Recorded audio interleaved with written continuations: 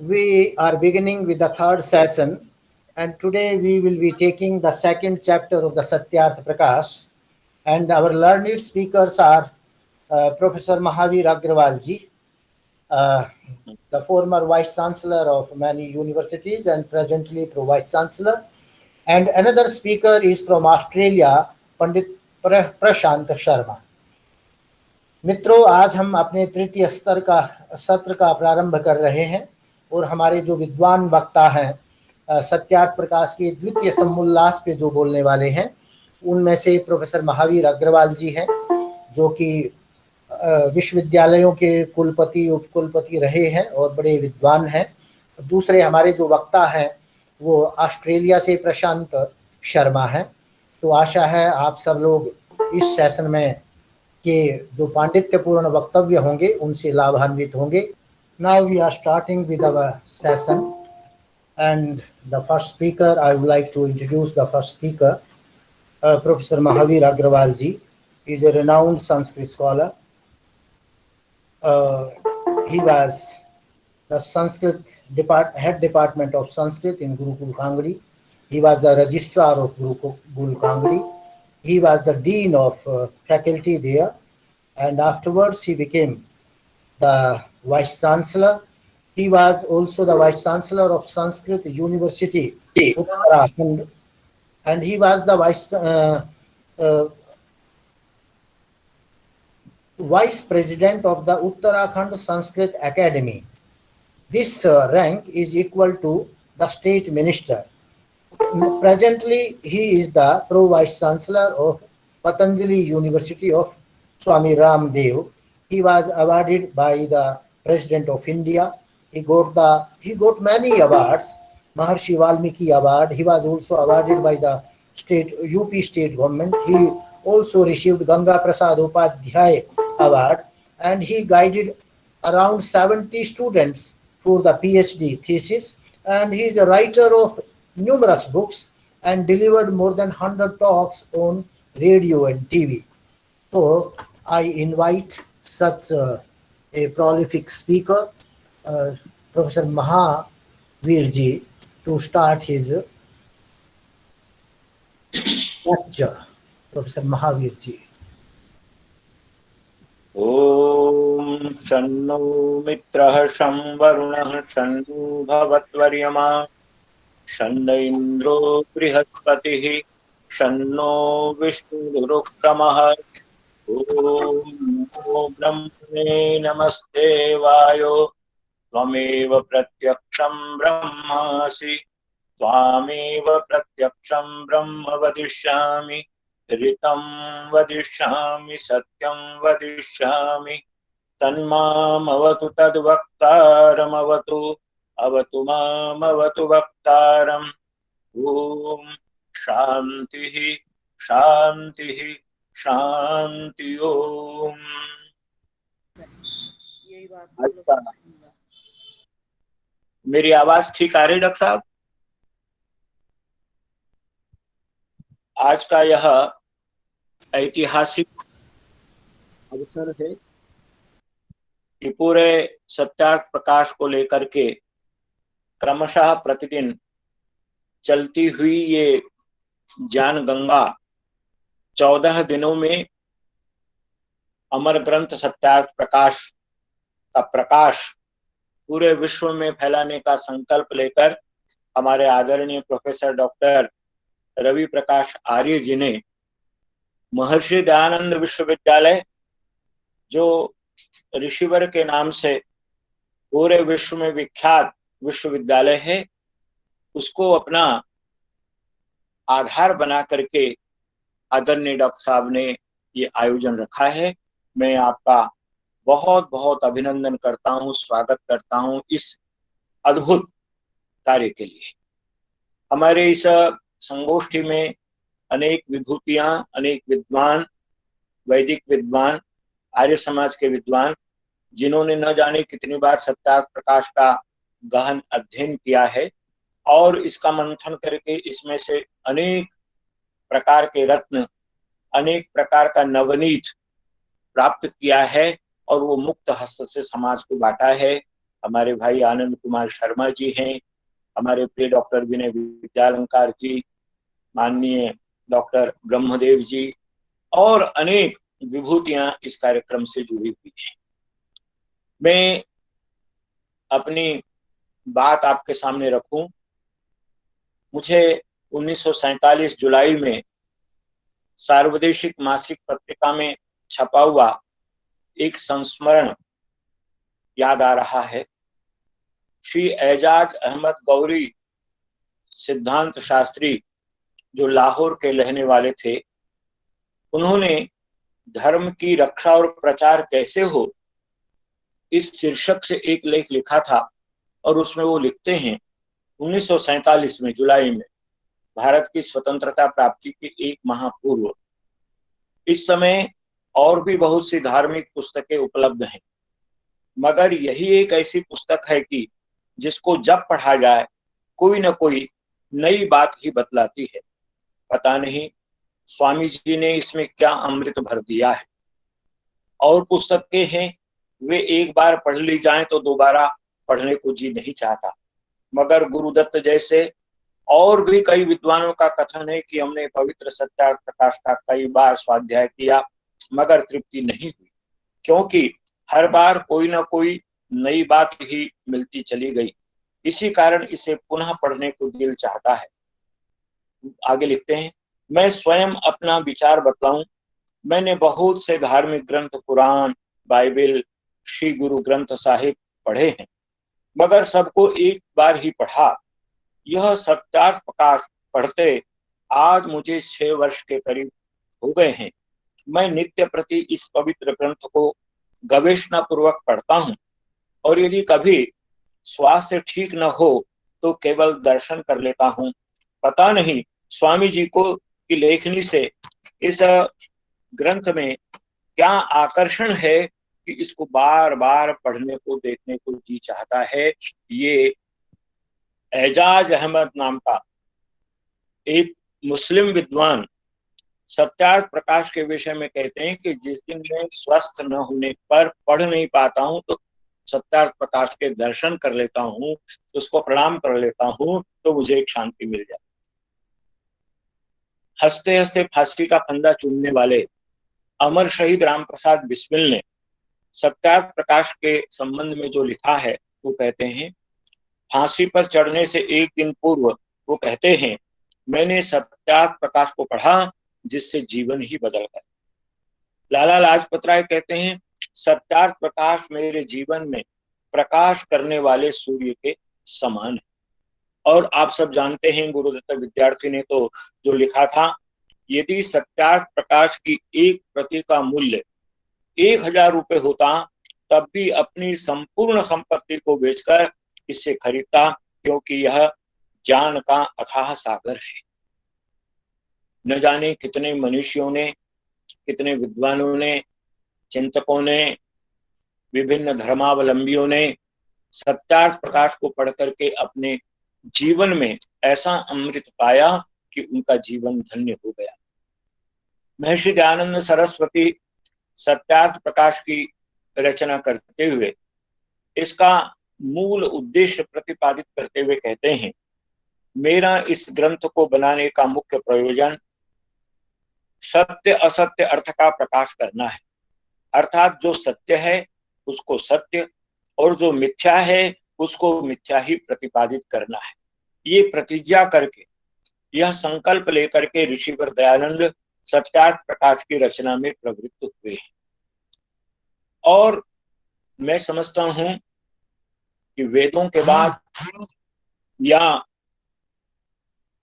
आदि कवि वाल्मीकि द्वारा विरचित रामायण के पश्चात, अथवा जिस समय देश पराधीन था उस समय गोस्वामी तुलसीदास द्वारा विरचित रामचरितमानस, या कुरुक्षेत्र के मैदान में भगवान कृष्ण के द्वारा मोहग्रस्त अर्जुन को दिया गया जो गीता का उपदेश है, उस श्रीमद् भगवद गीता के पश्चात यदि पूरे भारतवर्ष में, और भारतवर्ष में नहीं पूरे विश्व में, जिस ग्रंथ की सर्वाधिक लोकप्रियता है, जिसने न जाने कितने लाखों लाखों लोगों के जीवन को परिवर्तित कर दिया, जीने की दिशा प्रदान की।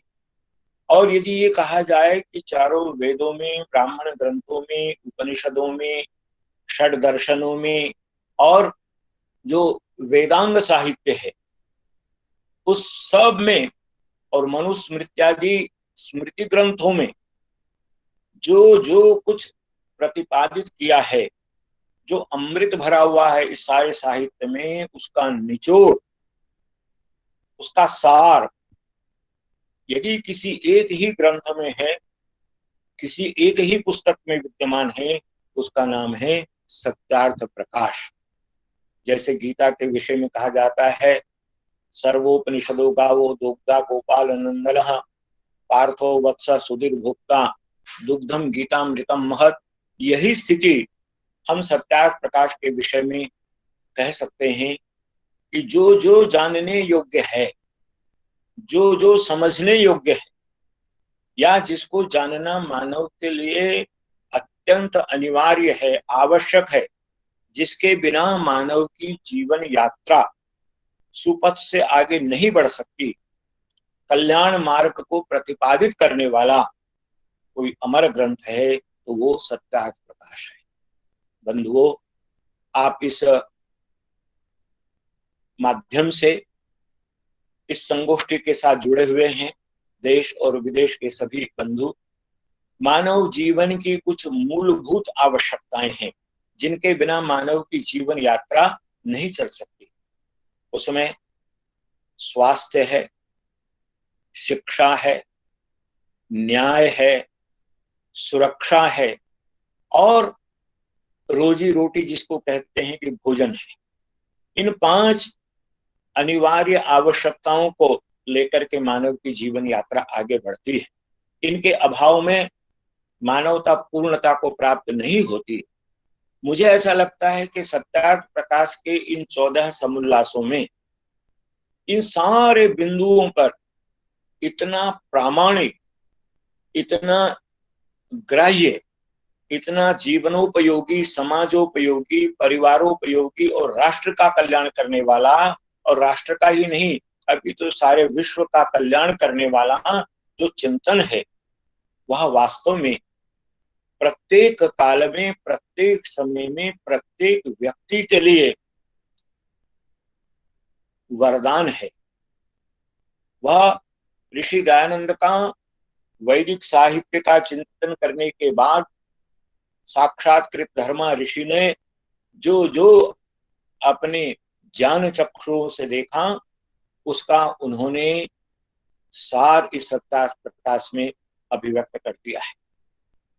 कल आपने प्रथम समुल्लास का चिंतन सुना होगा, जो सबसे बड़ी शक्ति है, जिसको हम प्रतिदिन प्रातः काल और सायंकाल संध्या वंदन करते हुए जब ध्यान एकाग्र हो जाता है, मन भक्ति भाव से भर जाता है और प्रेम का झरना, अध्यात्म की सरिता प्रवाहित होने लगती है और हमें परमात्मा पर पूर्ण विश्वास, अटूट आस्था और श्रद्धा हो जाती है, तब हम कहा करते हैं परमात्मा से, हे ईश्वर दयानिधे भवत कृपयानेन जपोपासनादि कर्मणा धर्मार्थ काम मोक्षाणाम सद्य सिद्धिर्भवेन्नः। धर्म, अर्थ, काम और मोक्ष की सिद्धि के लिए हम उस दया निधान, कृपा निधान परमपिता परमात्मा से प्रार्थना करते हैं। और उस परमात्मा की महिमा हमारा सारा जो प्राचीनतम साहित्य है, वैदिक वांग्मय है, दर्शन शास्त्र हैं, स्मृति ग्रंथ हैं, उनमें कूट कूट करके भरा हुआ है। क्योंकि उसको जाने बिना, तम विद्धि, उसको जानो, नान्य पंथा विद्यते अयनाय, और कोई दूसरा कल्याण का मार्ग है ही नहीं। इसलिए ऋषिवर दयानंद ने प्रथम समुल्लास में ईश्वर के 100 नामों की बड़ी ही सारगर्भित, हृदय स्पर्शी, नवजीवन प्रदान करने वाली व्याख्या की है। उसकी चर्चा कल सुनी। जब ईश्वर पर विश्वास हो जाता है, परमात्मा के प्रति अटूट आस्था और भक्ति हृदय में प्रवाहित होने लगती है, उसके बाद जीवन का जो दूसरा सर्वाधिक आवश्यक तत्व है वह है शिक्षा, विद्या। विद्या अमृतम अश्नुते, ये बड़ा प्रसिद्ध वाक्य है। विद्या से ही अमृतत्व की प्राप्ति होती है। विद्या ददाति विनयम, और विद्या की बड़ी महिमा, शिक्षा का बड़ा गुणगान। और बिना शिक्षा के, बिना विद्या के व्यक्ति नेत्र होते हुए भी अंधा ही है, क्योंकि शिक्षा रूपी नेत्र से ही संसार को ठीक ठीक प्रकार से जानने का सामर्थ्य, संसार के प्रत्येक पदार्थ को ठीक ठीक प्रकार से अनुभव करने की शक्ति प्राप्त होती है। इसलिए आप देखेंगे कि इस अमर ग्रंथ सत्यार्थ प्रकाश में प्रत्येक विषय को एक ही समुल्लास में प्रतिपादित किया गया है, लेकिन केवल एक ही विषय ऐसा है शिक्षा का जिसके लिए ऋषिवर ने 2 समुल्लास समर्पित किए हैं। दूसरे समुल्लास में भी शिक्षा विषय चर्चा है और तृतीय समुल्लास में भी शिक्षा विषय की चिंतन प्रस्तुत किया गया है, क्योंकि बिना शिक्षा के सर्वत्र अंधकार ही अंधकार है। शिक्षा के आलोक से ही ये सारा संसार आलोकित होता है, प्रकाशित होता है। और इसलिए गीता में भी ज्ञान की बड़ी महिमा गाई गई है, विद्या का बड़ा गौरवगान किया गया है। और ज्ञानाग्नि दग्ध कर्माणम कह करके बताया है कि जिस प्रकार से ज्ञान की अग्नि से सारे कर्मों को दग्ध कर दिया जाता है, विद्या से मानव मानव बनता है। केवल हाड़ मांस का शरीर प्राप्त कर लेने से ही ये मानव नहीं है, अपितु जब तक विवेक न हो। वेद में एक मंत्र आया है कि परमात्मा ने ज्ञान और विवेक रूपी 2 ऋषि प्रत्येक व्यक्ति के जीवन में स्थापित किए हुए हैं। तौते प्राण से गुप्तारो, कहते हैं वे 2 ऋषि ही तुम्हारे प्राणों की रक्षा करने वाले, इसलिए उन ऋषियों की रक्षा तुमको करनी चाहिए। उनको खाद पानी देना चाहिए, उसको सिंचित करना चाहिए, उसको निरंतर बढ़ाते रहना चाहिए। आप सब जानते बंधुओं, जिस समय दीक्षांत समारोह होता है किसी भी विश्वविद्यालय का, जिसको समावर्तन संस्कार भी कहते हैं, तो उस समय आचार्य अपने प्रिय स्नातक को, अपने प्रिय अंत्यवासी को उपदेश देता हुआ बहुत सारी बातें कहता है। सत्यम वद, धर्मम चर, मातृदेवो भव, पितृदेवो भव। वहां सारे उपदेश एक एक बार दिए गए। सत्यम वद एक बार कह दिया, धर्मम चर एक बार ये उपदेश हो गया, लेकिन एक उपदेश आचार्य अपने प्रिय शिष्य को 2 बार देता है। स्वाध्यायन मा प्रमदः, स्वाध्याय प्रवचनाभ्याम न प्रमदितव्यम। अर्थात चाहे ब्रह्मचर्य आश्रम हो, चाहे गृहस्थ आश्रम हो, चाहे वानप्रस्थ हो या संन्यास हो, प्रत्येक आश्रम में स्वाध्याय अत्यंत आवश्यक है। और स्वाध्याय का संबंध ज्ञान से है, विद्या से है, शिक्षा से है, क्योंकि गुरु चरणों में बैठ करके जो शिक्षा प्राप्त की थी वो सदा जागृत रहे, उसमें पुरानापन न आए, बासीपन न आए, वो चिर नूतन रहे। इसलिए आचार्य अपने प्रिय शिष्य को स्वाध्याय का उपदेश देता है। आइए सत्यार्थ प्रकाश के द्वितीय समुल्लास के पन्नों को पलटते हुए, ऋषि के वचनों को स्मरण करते हुए, और मेरा तो ये सौभाग्य है कि ऋषि के वचनों को, ऋषि के संदेश को यदि अपनी वाणी से फूटे फूटे शब्दों में भी अभिव्यक्त करने का अवसर मिले, या इन नेत्रों से पढ़ने का अवसर मिल जाए, और इन कानों से ऋषि के कहे हुए शब्दों को सुनने का प्रभु अवसर प्रदान कर दें, तो समझ लीजिए कि जीवन के कल्याण के मार्ग पर हम निरंतर आगे बढ़ रहे हैं। इसका जो शुभारंभ होता है द्वितीय समुल्लास का, कमाल का ये वाक्य है पहला ही, ये शतपथ ब्राह्मण का वचन। शतपथ ब्राह्मण की महिमा आप सब जानते हैं, और मुझे तो ऐसा लगता है कि जो नई राष्ट्रीय शिक्षा नीति हमारे भारत सरकार ने बनाई है, उसका शुभारंभ ही इस वाक्य से होना चाहिए। और प्रत्येक नगर में, प्रत्येक विश्वविद्यालय में, महाविद्यालय में, विद्यालय में, गुरुकुलों में, पाठशालाओं में, सर्वत्र ये वाक्य मोटे मोटे अक्षरों में लिखवा दिया जाना चाहिए। मातृमान, पितृमान, आचार्यवान पुरुषो वेद। और इसकी व्याख्या करते समय ऋषिवर दयानंद ने तो कमाल कर दिया। मातृमान, संसार में कोई व्यक्ति ऐसा नहीं होता होगा जिसका जन्म बिना माँ के हो जाए। प्रत्येक पुत्र की कोई ना कोई जन्मदात्री होती है। लेकिन यहाँ इसकी व्याख्या करते हुए ऋषिवर दयानंद लिखते हैं, प्रशस्ता धार्मिकी माता यस्य सह मातृमान। प्रत्येक व्यक्ति मातृमान कहलाने योग्य नहीं है। मातृमान उसको कहा जाएगा जिसकी जननी, जिसकी जन्मदात्री प्रशंसनीय गुणों से युक्त हो, धार्मिक विचारों की हो। ऋषिवर दयानंद के इस अमर ग्रंथ सत्यार्थ प्रकाश में यत्र तत्र सर्वत्र वैदुष्य की महिमा, ज्ञान की महिमा, विद्या का गौरव गाया गया है। लेकिन उससे भी बढ़कर एक शब्द ऋषिवर को बहुत प्रिय था कि धर्मात्मा। विद्वान कैसा हो? धर्मात्मा हो। माता कैसी हो? धार्मिक विचारों वाली हो। पिता कैसा हो? धर्म के मार्ग पर चलने वाला हो। राजा कैसा हो? धर्म का अनुसरण करने वाला हो। इसलिए राजनीति शब्द का प्रयोग न करके ऋषिवर ने राजधर्म शब्द का प्रयोग किया है।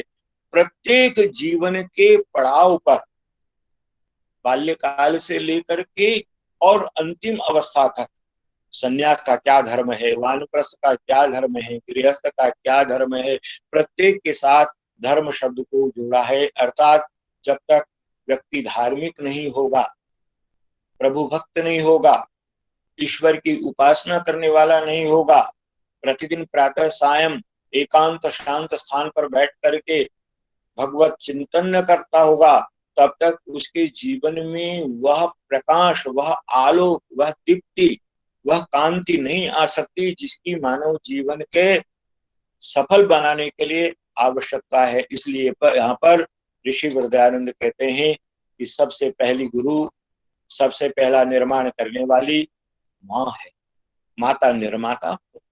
और हमारा इतिहास इस बात को पुकार पुकार करके बताता है कि जीजाबाई जैसी माताओं ने छत्रपति शिवाजी जैसे महापुरुष का निर्माण किया। कौशल्या माँ ने श्री राम का निर्माण किया। भगवती जानकी ने लव कुश जैसे रत्न इस संसार को दिए। प्रत्येक महापुरुष के पीछे उसको जन्म देने वाली जननी का, उसकी माँ का गौरव, उसकी साधना, उसकी तपस्या, उसकी पवित्रता, उसका पातिव्रत्य धर्म, उसका निश्चल चरित्र, अपने बच्चों के लिए, अपनी संतान के लिए, उसके निर्माण के लिए किया जाने वाला बड़े से बड़ा त्याग, बड़े से बड़ा समर्पण, उसका निश्चल वात्सल्य, ये सारी की सारी बातें मिलकर के ही किसी शिशु का निर्माण करती है। इसलिए मातृमान। और जब बालक थोड़ा सा बड़ा हो जाता है, जब वो घर से बाहर इधर उधर निकलने का सामर्थ्य प्राप्त कर लेता है, तो फिर उसका गुरु पिता। पिता कैसा? पिता पार रक्षणे, जो रक्षा करे उसकी, चारों तरफ जो दुष्प्रवृत्तियों का, दुर्विचारों का, दुर्गुणों का जो साम्राज्य है, उससे अपने पुत्र को बचा करके ले जाए, उसको सदा सुमार्ग पर चलने की प्रेरणा दे। आप कल्पना कीजिए, बरेली में जब ऋषिवर दयानंद आए थे और उस समय एडवोकेट मुंशीराम, वकील मुंशीराम नास्तिकता के विचारों में डूबे हुए थे, और वहां ऋषिवर के व्याख्यान की शांति व्यवस्था बनाए रखने का दायित्व नगर कोतवाल नानक चंद जी को दिया गया था। वो खड़े होकर के ऋषि के प्रवचन सुना करते थे। उन्होंने अपने नास्तिक बेटे को आग्रह पूर्वक कहा कि बेटा, तुम भले ही ईश्वर को मानो या न मानो, लेकिन मेरे कहने से एक बार वो जो साधु आया है उसके व्याख्यान को सुन लो। और वो व्याख्यान सुनने के लिए मुंशीराम, नास्तिक मुंशीराम, बहुत सारे प्रश्न अपने मस्तिष्क में तैयार करके ले गए थे कि मैं उस महात्मा से, उस साधु से पूछूंगा और मैं उसको निरुत्तर कर दूंगा, क्योंकि वकील थे, तर्क वितर्क करना जानते थे। लेकिन उस दिन ऋषि का व्याख्यान सुन करके सारे प्रश्नों का स्वतः समाधान हो गया था। सारे प्रश्न विगलित हो गए थे और एक श्रद्धा का अंकुर नास्तिक मुंशीराम के हृदय में जागृत हो गया था। और मथुरा में जब अर्ध शताब्दी सम्मेलन हुआ और उसके स्वागताध्यक्ष के रूप में स्वामी श्रद्धानंद ने अपना व्याख्यान प्रारंभ किया, तो वो कहते हैं कि आज जब मैं नख से लेकर के चोटी तक परमात्मा की श्रद्धा में डूबा हुआ हूं, तो मुझे अपने गुरु का आचार्य देव दयानंद का वो वाक्य याद आता है जो उन्होंने बरेली में कहा था कि जब तक उस परमात्मा की कृपा नहीं होती तब तक उसके प्रति श्रद्धा नहीं होती। तो ये किसने किया? एक पिता ने देखा कि अवसर है अपने पुत्र को सत्संग में उस ऋषि के व्याख्यान में प्रवचन में भेजने का, और उससे एक नया इतिहास बन गया। मैं समझता हूं कि यदि वो उस दिन का दिन ना आता, पिता अपने नास्तिक पुत्र को वहां न भेजते और उनके हृदय में श्रद्धा का अंकुर न जागृत होता, तो हरिद्वार में गंगा के तट पर गुरुकुल कांगड़ी की स्थापना भी नहीं होती। और गुरुकुल कांगड़ी की स्थापना न होती तो देश को जो बहुत बड़े बड़े उच्च कोटि के वैदिक विद्वान मिले, चाहे आचार्य प्रवत हो, चाहे डॉक्टर रामनाथ वेदालंकार हो, आचार्य अभयदेव हो, ऐसे विद्वान कहाँ से प्राप्त होते? तो पिता का पुत्र के निर्माण में बहुत बड़ा स्थान है। और तीसरा, आचार्यवान। आचार्य आचार्य आचारम का है।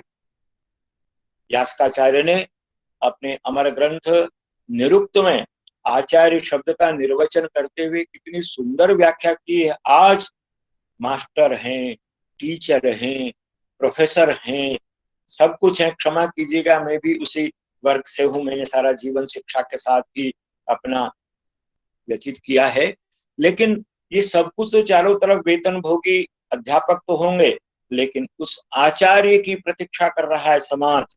जो आचार्य आचारम ग्राहयति, सबसे पहले अपने प्रिय शिष्य के, अपने ब्रह्मचारी के, अंतवासी के हृदय में सदाचार की अग्नि को प्रज्वलित करता है, उसका चरित्र बनाता है, उसके चरित्र का निर्माण करता है। और उसके निर्माण से पहले उसको अपना चरित्र धवल बनाना पड़ता है, अपने आचरण को शुद्ध करना पड़ता है।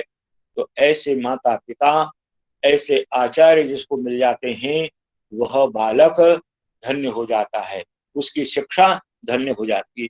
और इसके लिए ऋषिवर दयानंद ने, हम जब दूसरा समुल्लास पढ़ते हैं तो उसके सार रूप में कहा जा सकता है कि उन्होंने इस निर्माण की यात्रा के लिए संस्कार की जो परंपरा है, उस परंपरा पर सर्वाधिक जोर दिया है। क्योंकि हम सब जानते हैं 16 संस्कारों में सर्वाधिक संस्कारों की यदि किसी अवस्था में सर्वाधिक उसका महत्व है तो वह है बाल्यकाल। जन्म से पहले अनेक संस्कारों से संस्कारित होता हुआ बालक आगे बढ़ता है। गर्भाधान संस्कार, पुंसवन संस्कार, सीमोन्नयन संस्कार, और जब जन्म हुआ तब जात कर्म संस्कार। पिता पुत्र की जिह्वा पर सुवर्ण की शलाका को मधु में शहद में डुबो करके लिखता है ओम, उसके कान में कहता है वेदोसी। उसके बाद जब नामकरण संस्कार होता है तो नामकरण संस्कार के समय में विद्वान आचार्य पुरोहित पिता से कहता है कि बालक की नासिका से निकलते हुए प्राणवायु का स्पर्श करते हुए बोलो। और क्या बुलवाता है? कोसी, कतमोसी, कस्यासी, कोनामासी। आईएएस की परीक्षा उत्तीर्ण करने वाले, आईपीएस की परीक्षा उत्तीर्ण करने वाले, विश्वविद्यालय में बड़े बड़े पदों को विभूषित करने वाले विद्वान भी जिन प्रश्नों का उत्तर नहीं दे सकते, ऐसे कठिन प्रश्न 11 दिन के, 1 महीने के बालक से, शिशु से स्वयं पिता कर रहा है। तो बताओ तुम कौन हो? कस्यासी किसके हो? कोनामासी तुम्हारा नाम क्या है, तुम्हारा अता पता क्या है? और यही बात जब महर्षि दयानंद मथुरा में गुरु विरजानंद की कुटिया पर गए थे और दरवाजा खटखटाया था, अंदर से आवाज आई थी, कौन? और बाहर खड़ा हुआ आदित्य ब्रह्मचारी कहता है अपने गुरु से, गुरुदेव आपके चरणों में इसीलिए तो आया हूं कि मैं जान सकूं कि मैं कौन हूं। तो प्रारंभ से ही उसके हृदय में जात कर्म और नामकरण संस्कार के माध्यम से कि ओम को सदा याद रखना है, तुम सामान्य नहीं हो, तुम वेद हो। तुम्हें जीवन यात्रा में गुरुओं के पास जाकर के, शास्त्रों का अध्ययन करके, विद्वानों का संग करके ये मालूम करना है कि कोश तुम कौन हो, अर्थात मैं कौन हूं, मेरा स्वरूप क्या है। क्या मैं ये देह हूं? क्या मैं ये कपड़े धारण करके जो अपने आप को समाज के सामने प्रदर्शित करता हूं, ये मेरा वास्तविक स्वरूप है? नहीं, मैं वह आत्मा हूं, मैं वही देही हूं, मैं इस शरीर का अधिपति हूं। तो मेरा क्या स्वरूप है? तो ये संस्कारों का निरंतर एक के बाद एक शैशव अवस्था में, बाल्यकाल में होना इस बात को बताता है। और ऋषि दयानंद ने इस बात को रेखांकित किया है, इसको सर्वाधिक महत्व प्रदान किया है कि माता और पिता बालक के संस्कारों के माध्यम से उसको संस्कारित करते चले जाएं। बाहर का जो दूषित वातावरण है वह उसके बाल मन को, उसके भोले भाले शिशु मन को किसी भी प्रकार से कलुषित न करने पाए, उसको किसी प्रकार से दिग्भ्रमित न कर पाए। एक एक करके उसके अंदर सद्गुणों के अंकुर अंकुरित होते चले जाएं, सदाचार के पुष्प उसके जीवन में खिलते हुए चले जाएं। ये प्रयास बाल्यकाल में समावर्तन संस्कार तक 12 संस्कार संपन्न हो जाते हैं, उसके बाद तो केवल 4 ही संस्कार शेष रह जाते हैं। तो संस्कारों का बहुत बड़ा अर्थ बताया है। दूसरा, ऋषिवर के इस उपदेश में एक जो बहुत बड़ी बात, और मैं समझता हूं कि वो छोटे से शिशु से लेकर बड़े से बड़े पद पर बैठे हुए, बहुत बड़े बड़े विद्वान, बड़े बड़े पदों पर आसीन, धन संपत्ति के अधिपति, राज सत्ता के सिंहासन पर बैठे हुए सब के लिए समान रूप से विचारणीय है, ग्राह्य है, जिसके बिना मानव का जीवन खिलता नहीं है, और वो है अभिमान से दूर रहना। अभिमान जब आ जाता है, घमंड जब आ जाता है, और संस्कृत के अनुसार जब व्यक्ति अहम अहम अहम कहने लगता है, तो जिस जीवन में अहम आ गया उस जीवन से ओम चला जाता है। और जिस जीवन से ओम चला गया, ओंकार चला गया, ईश्वर चला गया, ईश्वर प्रणिधान चला गया, ईश्वर का ध्यान नहीं रहा, ईश्वर का जाप जिसने छोड़ दिया, समझ लीजिए उसने सब कुछ पा करके भी कुछ नहीं पाया। इसलिए अभिमान नहीं करना, ये ऋषिवर दयानंद ने यहाँ पर बताया है। अहंकार को सबसे बड़ा शत्रु बताते। इसके बाद कुछ बातें ऐसी भी हैं जो हमको वर्तमान समय में कुछ सोचने के लिए विवश कर देती हैं। कहा ऋषि ने कि जब बालक 6-7 दिन का हो जाए, उसके बाद उसको दुग्धपान कराने के लिए धाई की व्यवस्था होनी चाहिए। लेकिन धाई को कितना उत्तम स्थान दिया है कि उसको उत्तम भोजन, सम्मान, सम्मान, प्रतिष्ठा सब कुछ प्रदान की जानी चाहिए। तो इस प्रकार से भी उसका निर्माण होता चलता है, बालक का निर्माण होता चलता है।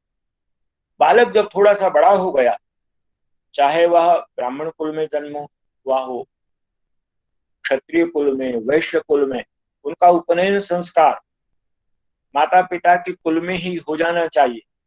गुरुकुल में शिक्षा प्राप्त करने के लिए उसको भेजने से पूर्व ही उसका संस्कार हो जाना चाहिए। और ऋषियां लिखते हैं कि यदि किसी के घर में ऐसी व्यवस्था नहीं है, जिसको हम शूद्र कह सकते हैं, तो उसका बिना उपनयन संस्कार के भी गुरुकुल में प्रवेश हो जाना चाहिए। गुरुकुल में जब उसका प्रवेश हो जाए तो आचार्य उसका उपनयन संस्कार करे। और जिस प्रकार से और बालक, चाहे कोई राजा का पुत्र हो, चाहे कोई दरिद्र का पुत्र हो, किसी वर्ण का हो, कहीं से आया हो, किसी का सामाजिक स्तर कुछ भी हो, लेकिन जब वो गुरुकुल में प्रविष्ट हो गए तो उनको सबको समान शिक्षा, समान भोजन, समान आसन, सारी चीजें समान। तो ये समता मूलक समाज का निर्माण करना, जिस समाज में किसी भी प्रकार का वैमनस्य ना हो, भेदभाव ना हो, ऊंच नीच की परिकल्पना जहां ना हो, हम सब भारत माता के पुत्र हैं, हम परमात्मा के पुत्र हैं। वेद भी तो कहता है श्रीमंत विश्व अमृतस्य पुत्रा, हे मेरे अमृत पुत्रो। किसी को और किसी संबोधन से परमात्मा ने संबोधित नहीं किया। वेद माता परमात्मा का संदेश देती हुए कहती है कि हम दुनिया के जितने भी लोग हैं सब उस प्रभु की संतान हैं, उसके पुत्र पुत्रियां हैं। इसलिए हमारा सबका आपस का एक दूसरे के साथ जो संबंध है, नाता रिश्ता है, वो भाई भाई का है, भाई बहन का है, बहन बहन का है। इसके अतिरिक्त तो और कोई संबंध है ही नहीं। ये बहुत बड़ा संदेश। और उसके बाद जो वर्तमान समय में एक बड़ा विवाद का विषय है, किसी ने कहा स्त्री शूद्रौ नाधीयताम, स्त्री और शूद्र को पढ़ने का अधिकार नहीं है। लेकिन ऋषिवर दयानंद ने इस अपने अमर ग्रंथ सत्यार्थ प्रकाश के दूसरे समुल्लास में स्पष्ट रूप से सर्व शिक्षा, प्रत्येक व्यक्ति के लिए शिक्षा, 100% शिक्षा, चाहे कितने ही कैसे ही परिवार में उस बालक का जन्म हुआ हो, उसका भी शिक्षा प्राप्त करने का अधिकार है। यथेमाम वाचम कल्याणी आवदानी जनेभ्य, ये वेद का मंत्र प्रमाण के रूप में उद्धृत करते हुए उन्होंने स्पष्ट उद्घोषणा की है कि शिक्षा प्राप्त करने में, विद्या प्राप्ति में, गुरुकुल में प्रवेश में किसी प्रकार का कोई पक्षपात, कोई भेदभाव नहीं होना चाहिए। ये सबको शिक्षा मिलनी चाहिए। नारी शिक्षा की बात, यह भी एक सामाजिक विषय होता है। इस पर बहुत शास्त्रार्थ हुए, इस पर बड़ी चर्चाएं हुई, बड़ी संगोष्ठियां पहले भी होती रही, आज भी होती रहती हैं। और ऋषि दयानंद ने यदि पक्षपात किया है तो मैं समझता हूं कि पुरुष की अपेक्षा नारी को अधिक महत्व, जैसे पिता की दृष्टि तुलना में माता को ज्यादा गौरव प्रदान किया है, तो इसी प्रकार से समाज के निर्माण में नारी जाति की जो भूमिका हो सकती है उसको अधिक रेखांकित किया है। और इसलिए स्त्री ही ब्रह्मा बभूविथ, वेद के इस वाक्यांश को लेकर के और उन्होंने नारी शिक्षा का जो एक दिव्य स्वरूप समाज के सामने प्रस्तुत किया है, मैं समझता हूं कि आज जो नारी शिक्षा का स्वरूप पूरे विश्व में दिखाई दे रहा है, भारतवर्ष में दिखाई दे रहा है, और जीवन के प्रत्येक क्षेत्र में आज हमारी बेटियां नए नए कीर्तिमान स्थापित कर रही, चाहे आसमान में हवाई जहाज उड़ाना हो, चाहे प्रयोगशाला में बैठ करके विज्ञान के नए नए चमत्कारिक आविष्कार करने हो, चाहे परमाणु का निर्माण हो, चाहे सेना में हाथ में बंदूक लेकर के देश की सीमाओं की रक्षा हो।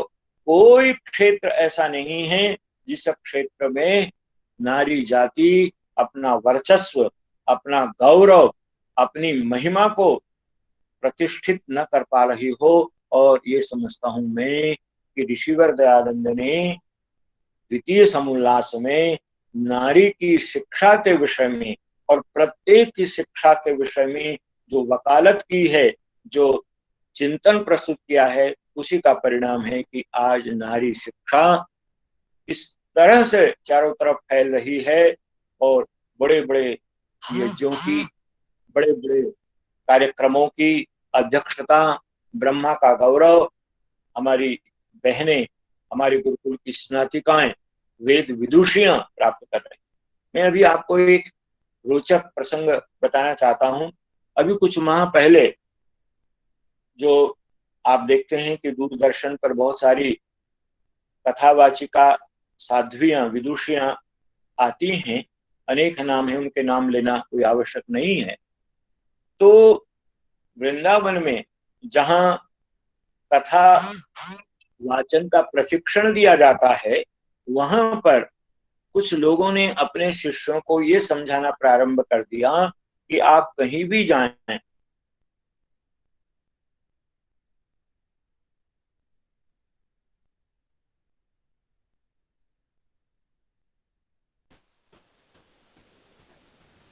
महिला के द्वारा, किसी नारी के द्वारा, किसी साध्वी के द्वारा यदि कोई भागवत की कथा की जाती है, उस वेद मंत्र का उच्चारण किया जाता है, वहां उपनिषद की बात सुनाई जाती है, तो उस कथा को न सुने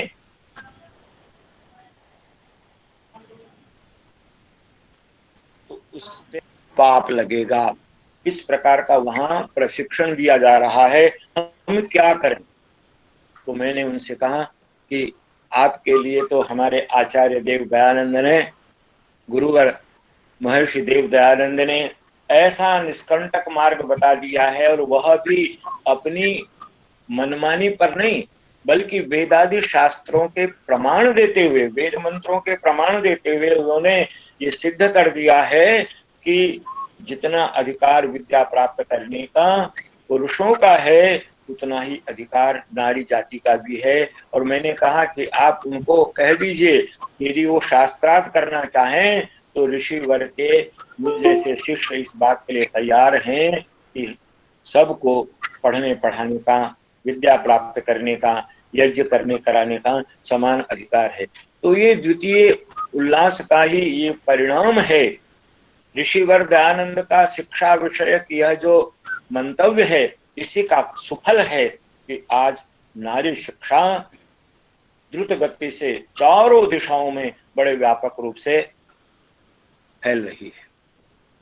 कोई भी अशिक्षित न रहे, कोई संस्कार विहीन न रहे। और इसलिए एक बहुत सरल सा श्लोक ऋषि दयानंद ने इसमें उद्धृत किया है दूसरे समुल्लास में। माता शत्रु पिता वैरी ये न बालो न पाठितः न शोभते सभा मध्य हंस मध्य बको यथा। कितना सरल!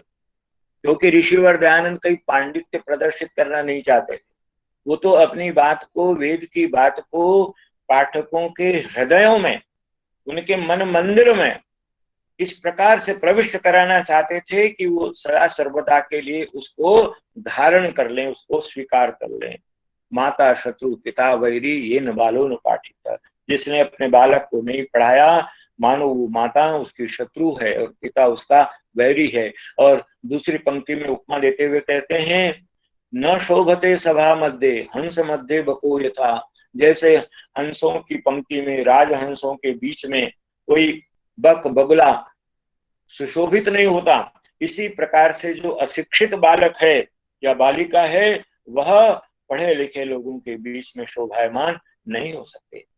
एक और बहुत सुंदर श्लोक जो व्याकरण महाभाष्य में महर्षि पतंजलि ने उद्धृत किया है, उसको भी इस समुल्लास में ऋषि ने बताया है, उसको भी दिया है। सामृतई पाणी भी घ्नन्ति गुरुवो न विशोक्षितई लालनाशयनो दोषाः ताड़नाशयनो गुणा। ये व्याकरण महाभाष्य का वचन है।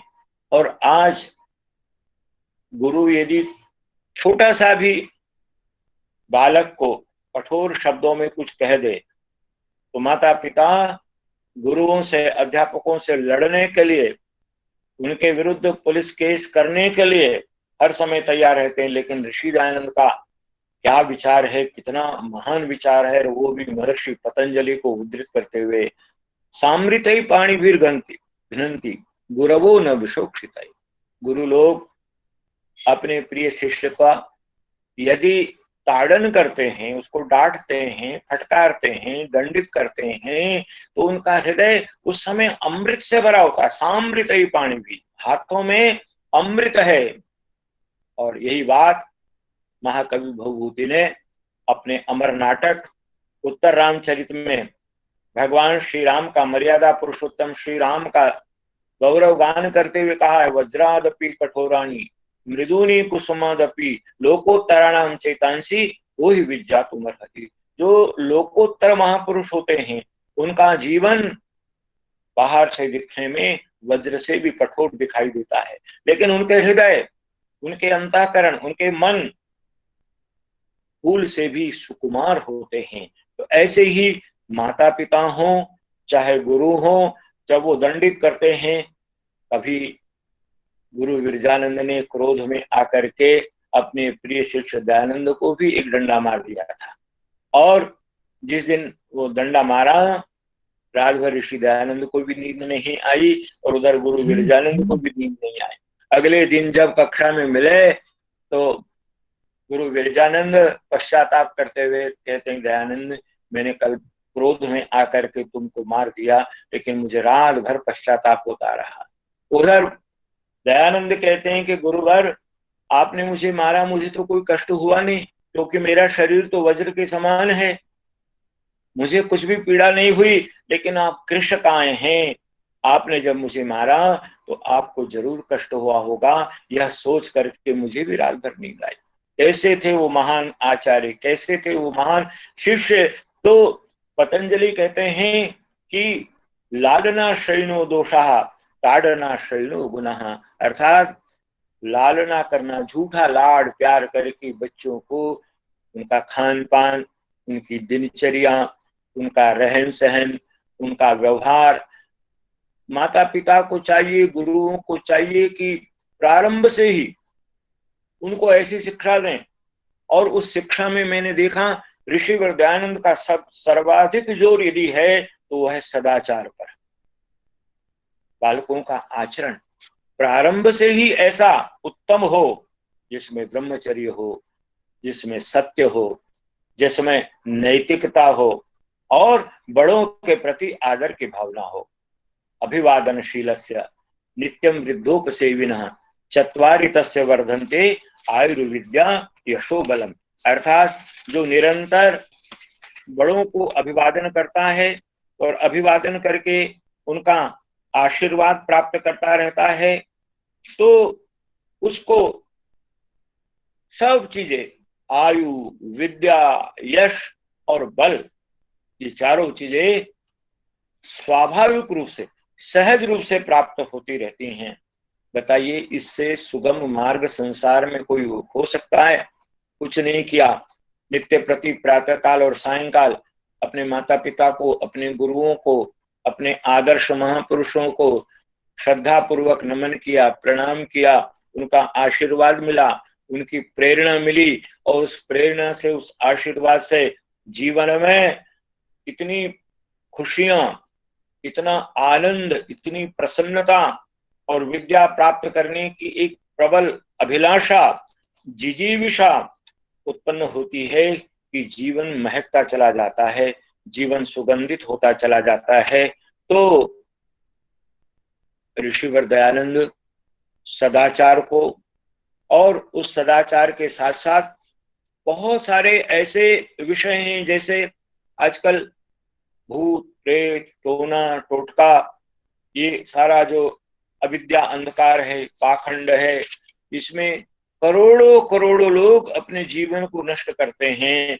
इन बातों को बहुत ही रोचक शैली में जब पढ़ते हैं तो ऋषिवर दयानंद की शैली कितनी व्यंग्यात्मक है, कितनी सरल है, कितनी सहज है, कितनी रोचक है। मन थकता नहीं, मन ऊबता नहीं। और ये जो भूत प्रेत डाकिनी और शनि और राहु केतु, इनसे सारे संसार को जिस प्रकार से भ्रमित किया जा रहा है, इस सब का बाल मन पर पड़ने वाला जो प्रभाव है, उस प्रभाव को दूर करने के लिए बहुत ही सरल शैली में ऋषिवर दयानंद ने इस विषय का भी प्रतिपादन किया है। कौन से ग्रंथ पढ़ने योग्य हैं और किन ग्रंथों को न पढ़ा जाए, किन गुणों को जीवन में लाने से जीवन महकता है, ये बहुत प्रभावशाली शैली में ऋषिवर ने प्रस्तुत किया है। देखिए कितना सुंदर लिखते हैं। मैं ऋषिवर के शब्दों को ही आपके सामने उसी रूप में पढ़ करके सुनाना चाहता हूं।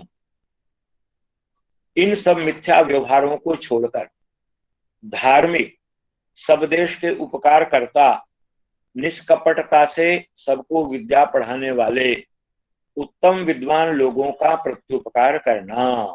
देखिए, ऐसे विद्वान जिसको हम अतिथि यज्ञ कहते हैं, जिसको हम गुरु पूजन करते हैं, आचार्य का सम्मान, ऐसे आचार्य, ऐसे गुरु, ऐसे उपदेशक, ऐसे धर्मात्मा, ऐसे सन्यासी जो सत्य के मार्ग पर चलने वाले हैं, सदाचारी हैं, जहां जाते हैं परिव्राजक बन करके वहां धर्म का, सदाचार का, नैतिकता का उपदेश देते हैं, उनका सम्मान करना, उनका उपकार करना।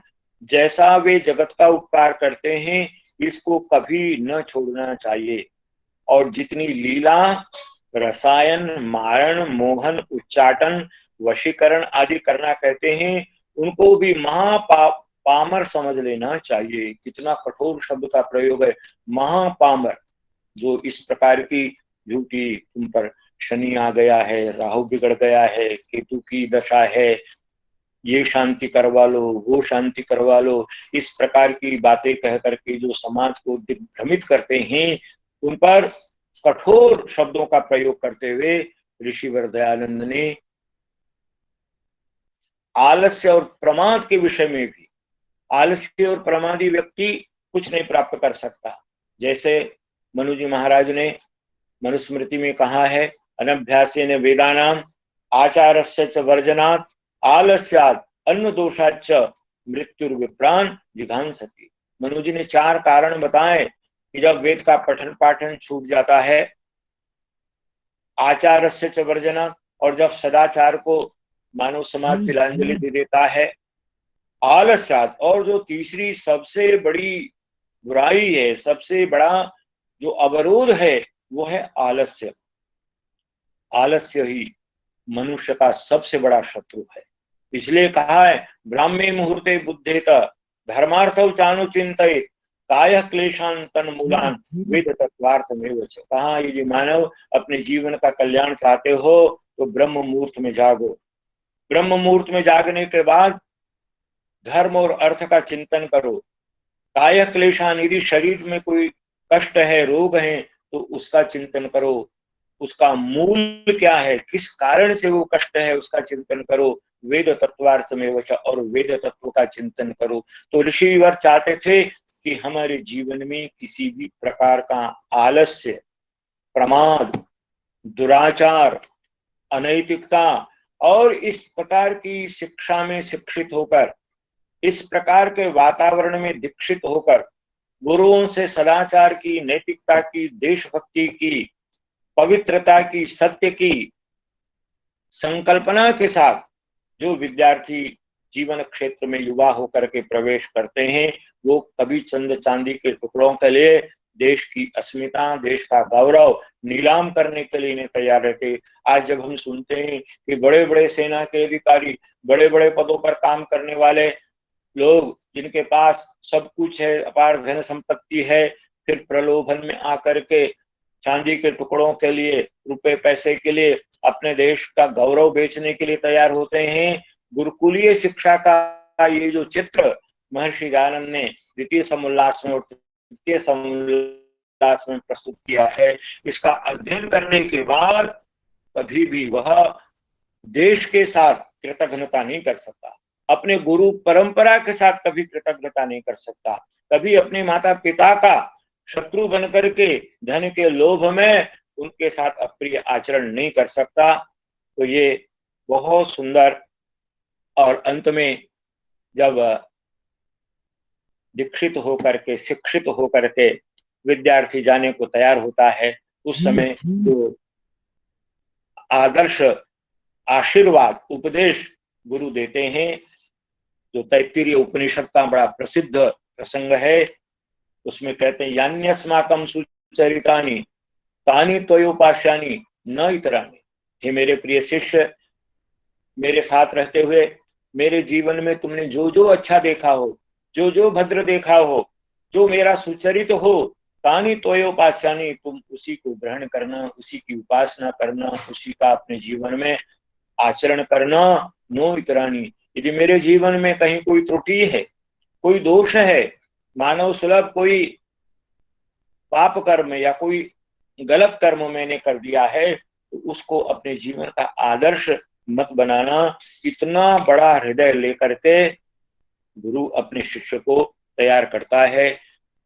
उसको क्या क्या पढ़ना चाहिए, उसका विस्तृत वर्णन तो तृतीय समोल्लास में है, लेकिन द्वितीय समोल्लास में भी निघंटु पढ़े, अष्टाध्यायी पढ़े, व्याकरण महाभाष्य पढ़े, वर्णोच्चारण शिक्षा का उसको अभ्यास करवाया जाए, किन किन वर्णों का उच्चारण कहाँ का, प्रारंभ से ही यदि उसका शुद्ध उच्चारण होगा, उसके उच्चारण में दोष नहीं होंगे, तो आगे चल करके वह एक वास्तव में प्रामाणिक विद्वान बनेगा, उच्च कोटि का विद्वान बनेगा। उसका क्योंकि उच्चारण का संस्कृत भाषा में बड़ा महत्व है। एक शब्द में एक स्वर के उच्चारण से ही अर्थ परिवर्तन हो जाता है। इसलिए व्याकरण पढ़ना चाहिए। व्याकरण महाभाष्य का प्रयोजन बताते हुए पतंजलि ने भी यही बात कही है, मैं उस विस्तार में नहीं जाना चाहता।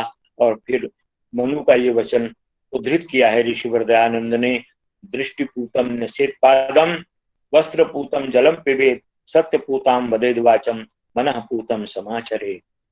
ऋषिवर दयानंद का सत्य के प्रति इतना प्रबल आग्रह है कि किसी भी अवस्था में वे सत्य को छोड़ने के लिए तैयार नहीं है। इसलिए अपने इस अमर ग्रंथ का नाम सत्यार्थ प्रकाश रखा और घोषणा भी की कि मैं सत्य और असत्य का ही निर्णय करने के लिए इस ग्रंथ की रचना कर रहा हूं। तो कहते हैं दृष्टिपूतम निषेधपाद, अर्थात दृष्टि को पवित्र करते हुए अपना पग आगे बढ़ाए।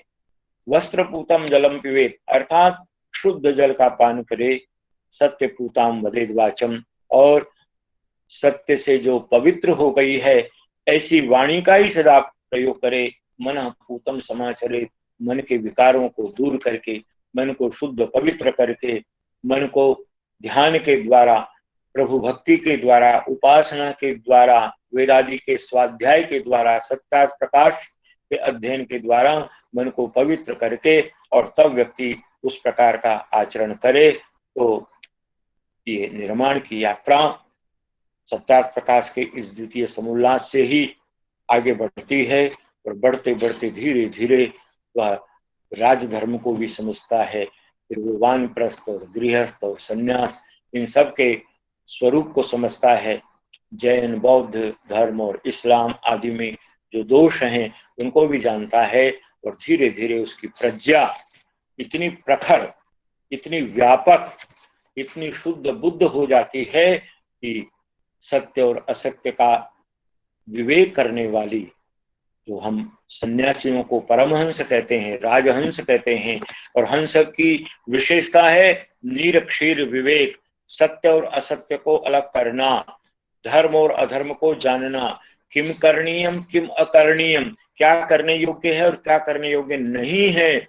ऐसे राजहंस की स्थिति को प्राप्त करने के लिए विद्या ही एक ऐसा नेत्र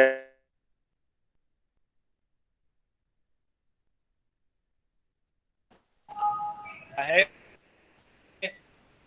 जीवन बनता चला जाता है। मैंने इन टूटे फूटे शब्दों में, क्योंकि 9 बज गए हैं, थोड़ा सा इस विषय को प्रस्तुत करने का प्रयत्न किया। आप सब ने न जाने कितनी बार सत्यार्थ प्रकाश का अध्ययन किया है और इसमें से अमृत पान किया है। मैं पुनः अपने आदरणीय भाई प्रोफेसर डॉक्टर रवि प्रकाश आर्य जी को बहुत बहुत साधुवाद देता हूँ। उनकी जितनी प्रशंसा की जाए उतनी कम है, क्योंकि मुझे तो लगता है कि पहली बार विद्वानों का ऐसा समवाय, विद्वानों का ये समूह, कोई अमेरिका में है, कोई कनाडा में है, कोई भारत में है, कोई भारत के किसी भी प्रांत में है, और एक एक समोल्लास की ये चर्चा सुनाने का, सुनने का, इसका अध्ययन और स्वाध्याय करने का आपने ये बहुत सुंदर अवसर प्रदान किया। भगवान आपको शक्ति दे कि इसी प्रकार से आप ऋषि का जो मंतव्य है, ऋषि के जो विचार हैं, और ऋषि के विचार क्या हैं, वो कहते हैं ब्रह्मा से लेकर जैमिनी पर्यंत ऋषियों ने जो कुछ कहा है मैं वही कहने के लिए आया हूँ। मेरा अपना कोई विचार या कोई नया मत संप्रदाय पंथ चलाने का कोई उद्देश्य नहीं है। तो आप इसके नाविक बन गए हैं और ये नौका बढ़ती रहे और संसार भवसागर को पार करने का रास्ता दिखाए। इन्हीं शब्दों के साथ मैं सभी विद्वज्जनों को प्रणाम करते हुए अपनी वाणी को विराम देता हूँ। ओम शांति शांति शांति। Thank you, Professor Mahavir Agrawal ji. It was a very enlightening lecture, in fact, on Satyarth Prakash second chapter. And the learned speaker, he started his lecture by quoting a Muslim scholar in 1947. He was from Lahore, and his name was Azaz Ahmad. He says that there are so many holy books in this world. When I read them only once, but it is the Satyarth Prakash that I'm reading time and again, and I'm getting new information from this book. And he says, when I'm not healthy, still I have a glimpse at this wonderful book, and my health becomes okay. So this was the statement by a person who was a Muslim scholar. He was not a Hindu. So Satyarth Prakash is a nectar of Vedic literature. It is the essence of the entire Vedic literature. Just like if you read Satyarth Prakash, I told in my earlier lectures also that if you read Satyarth Prakash and if you don't have time to read anything, I think this is sufficient just to guide you or to lead you to the right path. And the next, the learned speaker quoted Ram Prasad Bismil that before I was hanged, I read Satyarth Prakash and my whole life changed. Similarly, Guru Dutt Vidyarthi, he says, he was a great scholar by that time. He says, had it is around 19th century AD I'm talking about. He says, if the Satyarth Prakash was available to me for 1000 rupee by that time, I would have sold my entire property and would have purchased it. So these statements shows the significance of the book.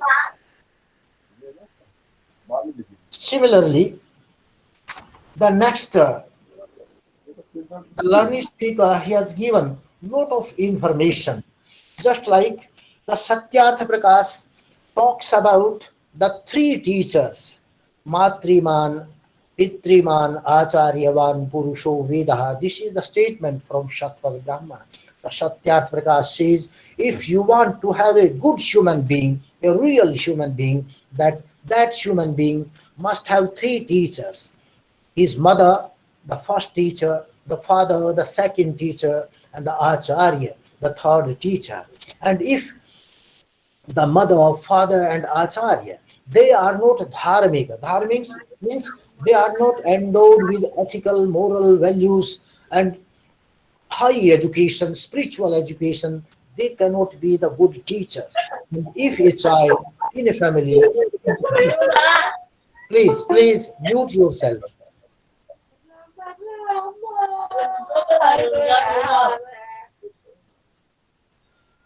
So, if a child is not able to have such an acharya or three teachers, he cannot transform into a good human being. So his emphasis was for transforming a animal being, a animal human being into a good human being. So this was his emphasis. And today also, this is very much relevant and it can be applied. Similarly, while coming to the sanskar, the learned speaker has told so many things about sanskar. I'm giving a very simple example. Sanskar means refinement of a human being.